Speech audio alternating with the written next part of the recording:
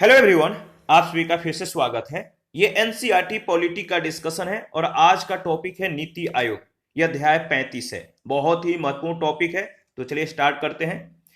याद रखिएगा, नीति आयोग का फुल फॉर्म क्या है। यहां से कई बार प्रश्न पूछे गए हैं। तो नीति आयोग का फुल फॉर्म होता है national institution for transforming India. National institution for transforming India. NITI Aayog का गठन केंद्र सरकार के द्वारा 1 जनवरी 2015 को योजना आयोग के स्थान पर किया गया। यानी पहले का योजना आयोग, अब का नीति आयोग है, ध्यान में रखिएगा। और नीति आयोग का गठन केंद्र सरकार के द्वारा 1 जनवरी 2015 को किया गया। नीति आयोग सरकार के थिंक टैंक के रूप में सेवाएं देगा और केंद्र तथा राज्य सरकारों को नीति निर्माण के संबंध में प्रासंगिक, महत्वपूर्ण और तकनीकी परामर्श को उपलब्ध कराएगा। नीति आयोग की जो स्ट्रक्चर है इसके बारे में देख लेते हैं। तो देखिए, नीति आयोग की जो संरचना है, नीति आयोग के अध्यक्ष कौन होते हैं? भारत के प्रधानमंत्री। नीति आयोग के अध्यक्ष भारत के प्रधानमंत्री होंगे। गवर्निंग काउंसिल में सभी राज्यों के मुख्यमंत्री और संघ राज्य क्षेत्रों के उपराज्यपाल शामिल होंगे और जिन केंद्र शासित प्रदेशों में विधानसभा है वहां के मुख्यमंत्री इसमें शामिल होंगे। विशेष आमंत्रित सदस्य कौन होंगे? तो विभिन्न क्षेत्रों के विशेषज्ञ, और ये प्रधानमंत्री के द्वारा नामित किए जाएंगे। उपाध्यक्ष प्रधानमंत्री के द्वारा नियुक्त किए जाएंगे और सदस्य पूर्णकालिक होंगे। अंशकालिक सदस्यों के बारे में अगर बात करें तो विश्वविद्यालय, शोध संस्थानों और अन्य सुसंगत संस्थानों से अधिकतम 2 पदेन सदस्य और ये अंशकालिक सदस्य श्रेणी के आधार पर नामित होंगे। पदेन सदस्य के बारे में अगर बात करें तो केंद्रीय मंत्री परिषद से अधिकतम 4 सदस्य प्रधानमंत्री के द्वारा नामित किए जाएंगे। मुख्य कार्यकारी अधिकारी के बारे में अगर बात करें तो याद रखिए, भारत सरकार के सचिव स्तर का अधिकारी निश्चित कार्यकाल के लिए प्रधानमंत्री के द्वारा नियुक्त किए जाएंगे और आवश्यकता के अनुसार सचिवालय की स्थापना की जाएगी। देखिए, विशिष्ट मुद्दों और ऐसे आकस्मिक मामले यानी बहुत ज्यादा जरूरत है, तो विशिष्ट मुद्दों और ऐसे आकस्मिक मामले जिसका संबंध एक से अधिक राज्य या क्षेत्रों से है, इसको देखने के लिए क्षेत्रीय परिषदें, याद रखिएगा, विशिष्ट मुद्दों और ऐसे आकस्मिक मामले यानी बहुत ज्यादा जरूरी है और फिलहाल इसकी जो है मतलब कि बहुत ज्यादा आवश्यकता है। तो ऐसे अगर मामले हैं जिसका संबंध एक से अधिक राज्य या राज्य क्षेत्रों से है, तो इसको देखने के लिए क्षेत्रीय परिषदों को जो है स्थापित किया जाएगा और ये परिषदें विशिष्ट कार्यकाल के लिए बनाई जाएंगी।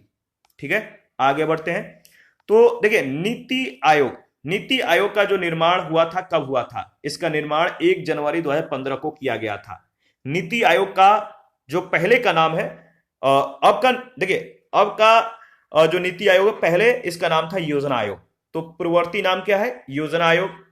अधिकार क्षेत्र भारत सरकार, जो इसका अधिकार क्षेत्र है, यानी इस पर अधिकार किसका है? भारत सरकार का है। और नीति आयोग का जो मुख्यालय है नई दिल्ली में है।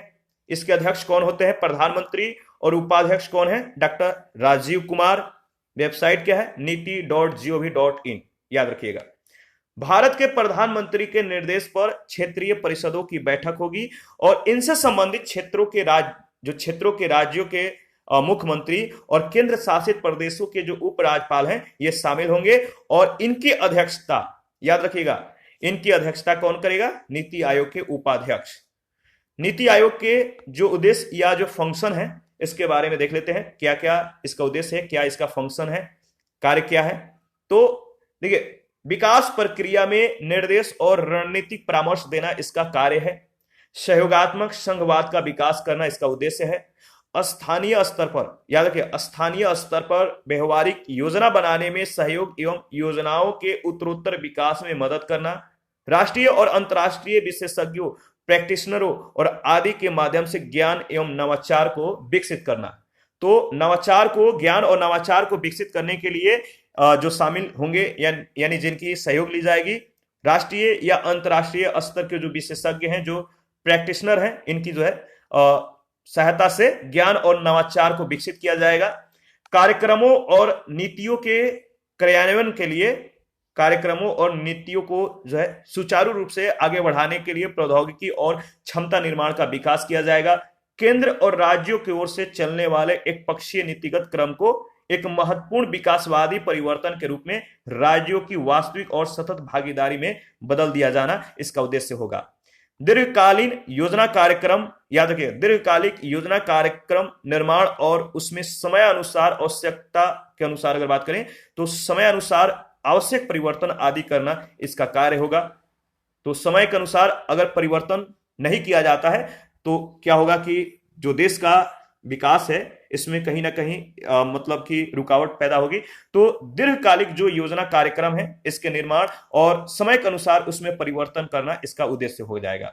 राष्ट्रीय विकास के लिए एक साझा दृष्टिकोण विकसित करना नीति आयोग का उद्देश्य है, कार्य है। और आर्थिक नियोजन और नीति निर्माण से राष्ट्रीय सुरक्षा को सुनिश्चित बनाना इसका उद्देश्य है। तो इसका जो उद्देश्य या जो फंक्शन है इसको ध्यान में रखिएगा, बहुत ज्यादा इंपॉर्टेंट है। मैं दोबारा से इसको एक बार रिपीट कर देता हूं। देखिए, नीति आयोग जो है इसका गठन केंद्र सरकार के द्वारा 1 जनवरी 2015 को किया गया। 1 जनवरी 2015 को किया गया। नीति आयोग जो है अब का नीति आयोग है, पहले का योजना आयोग था। और इसका जो अधिकार क्षेत्र है यानी इस पर जो अधिकार है वो किसका है? राज्य सरकार का है। इसका मुख्यालय नई दिल्ली में है और इसका जो अध्यक्ष होते हैं नीति आयोग के वो प्रधानमंत्री होते हैं, वर्तमान में नरेंद्र मोदी। और उपाध्यक्ष डॉक्टर राजीव कुमार हैं, ठीक है। और उपाध्यक्ष प्रधानमंत्री के द्वारा जो है नामित किए जाते हैं। जो इसके सदस्य हैं इसको याद रखिएगा, जो सदस्य होंगे पूर्णकालिक होंगे, अंशकालिक सदस्य भी होते हैं, 2 होते हैं। और ये कौन कौन होते हैं? ये जो अंशकालिक सदस्य होंगे वो शोध संस्थानों, विश्वविद्यालय और मतलब कि अन्य सुसंगत संस्थानों से इनको जो है नामित किया जाएगा। और जो पदेन सदस्य होंगे अगर बात करें तो जो पदेन सदस्य होंगे 4 सदस्य होंगे प्रधानमंत्री के द्वारा केंद्रीय मंत्री परिषद से अधिकतम 4 सदस्य हैं प्रधानमंत्री के द्वारा नामित किए जाएंगे पदेन सदस्य को। और जो मुख्य कार्यकारी अधिकारी होंगे ये भारत सरकार के सचिव स्तर का अधिकारी होंगे और निश्चित कार्यकाल के लिए प्रधानमंत्री के द्वारा जो है इनकी नियुक्ति की जाएगी। और नीति आयोग को अगर ऐसा लगेगा कि आवश्यकता के अनुसार अगर ऐसा उसे महसूस होता है कि सचिवालय की जो है स्थापना जरूरी है तो सचिवालय का भी स्थापना की जाएगी। तो इसी के साथ आज का सेशन समाप्त करते हैं। नेक्स्ट सेशन में हम लोग राष्ट्रीय जांच एजेंसियों के बारे में हम लोग चर्चा करेंगे। नेशनल इन्वेस्टिगेशन या इन्वेस्टिगेटिंग जो एजेंसियां हैं इनके बारे में चर्चा करेंगे। तो जैसे लोकपाल एवं लोकायुक्त, केंद्रीय अन्वेषण ब्यूरो, केंद्रीय सूचना आयोग, केंद्रीय सतर्कता आयोग।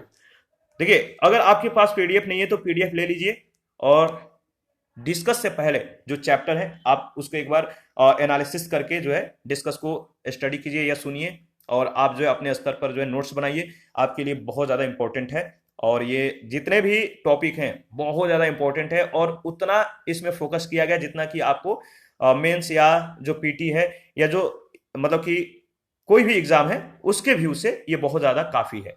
तो आप लोग रिवीजन करते रहिए, ये बहुत ज़्यादा इंपॉर्टेंट है।